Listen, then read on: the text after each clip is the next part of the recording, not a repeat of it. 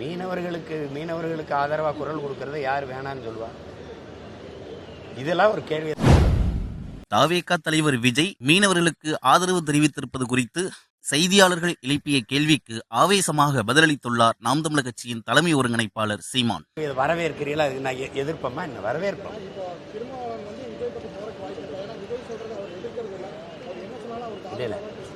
நீங்க இன்னொரு கட்சி தலைமை என்ன முடிவெடுக்குங்கிறத என்கிட்ட கேட்கறது அது அவசியமற்றது.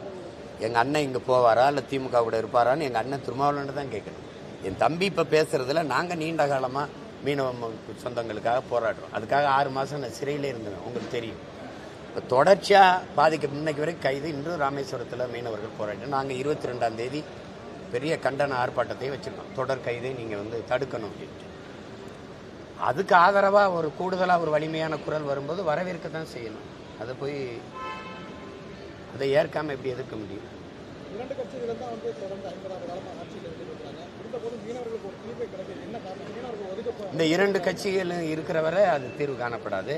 மேலே இந்த காங்கிரஸ் பாரதிய ஜனதாவுக்கு தமிழ்நாட்டு மக்களினுடைய என்ன சொல்றது, உணர்வு, உரிமை, உயிர், இதை பற்றி கவலை இல்லை. இவங்களுடைய வாக்கு, வரி, இந்த நிலத்தின் வளம், இது 3 தான் இந்த பாரதிய ஜனதா காங்கிரஸின் குறி. இங்கே இருக்கிறவங்களுக்கு எப்படியாவது ஏமாற்றி இந்த மக்களை இலவச வெற்று அறிவிப்புகள் இந்த இதில் அறிவிச்சுட்டு இந்த வாக்கு காசு கொடுத்து வாங்கி இந்த அதிகாரத்தில் தொடர்ந்து நீடிக்கணுங்கிறத தவிர இந்த மக்களினுடைய வாழ்வு, நலம், அவருடைய எதிர்காலம், பாதுகாப்பு, அதை பற்றி கவலையே கிடையாது. 40 உறுப்பினர்களை வச்சிருக்கிறவங்க இந்த மீனவர் தொடர் கைதை கண்டித்து பேசுனது என்ன? எதை வச்சுட்டு இந்த மக்கள் எதை வச்சு வாக்கு செலுத்துறாங்க? தொடர்ந்து துன்பத்தை தருகிறவனுக்கு, நம்மளுக்கு அநீதி இழைக்கிற அந்த அதிகாரங்களுக்கே எப்படி நம்ம வலிமையை கொடுக்க முடியும்? திருப்பி வாக்கு செலுத்தி எப்படி அதிகாரத்தில் உட்கார வைக்க முடியும்? சொல்லுங்க. இது ஒரு தொடர் கதையா இருக்குது. அதுக்கு ஒரு முற்று வைக்கணும். எல்லை தாண்டி வர்றாங்கிறத மட்டுமே காரணம் சொல்லுது இலங்கை அரசு. கேரள மீனவர்கள் எல்லை தாண்டி வருகிறார்களான்னு கேட்டால் அதுக்கு யாரும் பதில் சொல்ல மாட்டேங்கிறீங்க. எல்லை தாண்டி போறாங்களா இல்லையா? ஏன் அவனை கைது பண்றது இல்லை? இந்த கேள்விக்கு யார்கிட்ட பதில் இருக்கு? அப்ப நான் என்ன மீனுவேன்? பாத்தீங்களா? இப்ப தெரியுதா? இப்ப என் அரசியலுக்கு வந்துட்டிய. நீயே என்னை ஒத்துக்கல இந்தியன்ட்டு. நீ பேச்சுக்கு சும்மா திராவிடம்பா. திராவிடர் யாரு? ஆந்திராவில் வாழுகிறவர், கர்நாடகாவில் வாழுகிறவர், கேரளாவில் வாழுகிறவர்கள் ஆந்திரர்னா, தெலுங்கு திராவிடர்னா. திராவிட சகோதரனை தொடர்ச்சியா சிங்களம் கைது செய்யறானே, இந்த திராவிட இனத்தை கொன்று குவிச்சானே, அப்பெல்லாம் நீங்க குரல் எழுப்பவே இல்லையே. குஜராத்தில் ஒரு மீனவனை பாகிஸ்தான் கடற்படை ராணுவம் கைது செஞ்சிருச்சுன்னு இந்திய கடற்படை ராணுவம் விரட்டி போய் தடுத்து மீட்டு கொண்டு வருது. அப்படி ஒரு செயல் இந்த கடலுக்குள்ள எங்கள் மீனவர்கள் கைது செய்யப்படும் போது நடந்திருக்கா? அதே கடற்படை ராணுவம் நிற்குது இல்லை.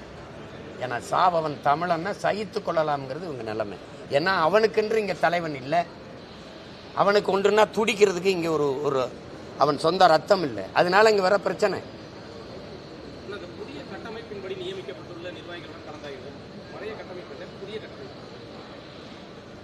அது கலந்தாய்வுங்கிறது தேர்தல் நெருங்குது இல்லையா? அதை எப்படி எல்லாம் நம்ம எதிர்கொள்ளணும்.